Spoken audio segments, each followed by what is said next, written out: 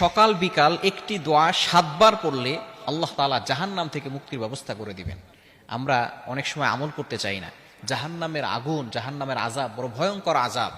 তিরমিজি শরীফের ভিতরে হাদিসগুলো আছে, জাহান্নামের যে অধ্যায়টা আছে সেটা পড়বেন। তারপর আবু দাউদ শরীফের ভিতরে যে জাহান্নামের অধ্যায় রয়েছে, এই হাদিসগুলো আপনি পড়বেন। নবীজি সাল্লাল্লাহু আলাইহি সাল্লাম জানিয়ে দিয়েছেন জাহান্নাম কতটা ভয়ঙ্কর হতে পারে। তিরমিজি শরীফের ভিতরে নবী সাল্লাল্লাহু আলাইহি সাল্লাম জানিয়ে দিয়েছেন, যখন জাহান্নামীদেরকে আগুনে পোড়ানো হবে তখন তাদের শরীর থেকে রক্ত, পুঁজ এগুলো বের হয়ে বিশাল বড় সমুদ্র হয়ে যাবে। তখন তারা আল্লাহ তাআলার কাছে পানি চাইবে। এই পানি চাইবে যখন আল্লাহ পাক রব্বুল আলামিন, তখন ওই যে রক্ত এবং পচা রক্ত, পচা পুঁজ, সেগুলো গরম করে তাদেরকে পানি হিসেবে দেওয়া হবে। যখন তারা সেইটা খাবে, খাওয়ার সাথে সাথে তাদের ভিতর থেকে নারী ভুঁড়ি সব কিছু নিচ থেকে বের হয়ে যাবে। কত ভয়ঙ্কর পরিস্থিতি হবে একটু চিন্তা করে দেখেন।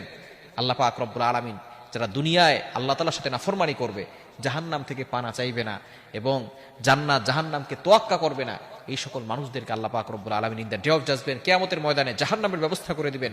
সেদিন আল্লাহ তাআলা বলবেন, will go to hell fire, তোমরা জাহান্নামে চলে যাও। জাহান্নামে যাওয়ার পরে কঠিন শাস্তি, তাদেরকে মৃত্যু, কখনো তাদেরকে মৃত্যু স্পর্শ করবে না।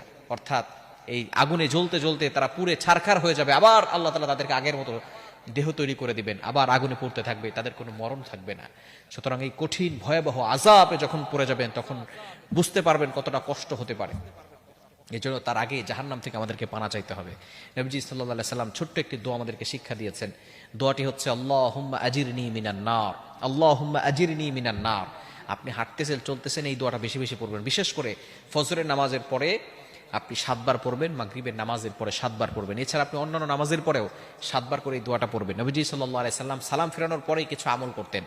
সালাম ফেরানোর সাথে সাথে তিনি আল্লাহু আকবার পড়তেন একবার, এরপরে আস্তাগফিরুল্লাহ পড়তেন 3 বার, এরপরে আল্লাহুম্মা আনতাস সালাম ওয়া মিনকাস সালাম তাবারাকতা রব্বানা ওয়া তাআলাকা ইয়া জাল জালালি ওয়াল ইকরাম, এই দোয়া পড়তেন। বিসমিল্লাহিল্লাযী লা ইয়াদুররু মা আসমিহি শাইউন ফিল আরদি ওয়া লা ফিস সামাই ওয়া হুয়াস সামিউল আলিম, এটা পড়তেন। এরপরে আরো বিভিন্ন ধরনের আমল নবী সাল্লাল্লাহু আলাইহি ওয়াসাল্লাম করতেন। কিন্তু আমরা সালাম দেওয়ার সাথে সাথে যারা মসজিদে নামাজ পড়ে সেখান থেকে কিভাবে বের হবে ছটফট করতে থাকে। আর যদি ইমাম সাহেব যদি একটু লম্বা কেরাত ধরে, তাহলে তো ইমাম সাহেবকে নামাজের ভিতরে গালাগালি করে, এরকম মুসল্লি সমাজ আছে না নাই? খবরদার, এটা কখনো করবেন না।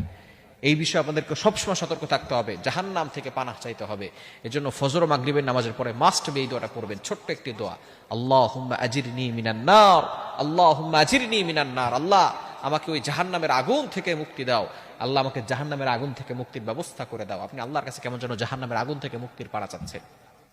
আর নবীজি সাল্লাল্লাহু আলাইহি সাল্লাম আমাদেরকে জানিয়ে দিয়েছেন, কোন ব্যক্তি যদি 3 বার জাহান্নাম থেকে পানা চায় এবং 3 বার জান্নাতের জন্য দোয়া করে, তখন জান্নাত আল্লাহকে বলে, আল্লাহ সে 3 বার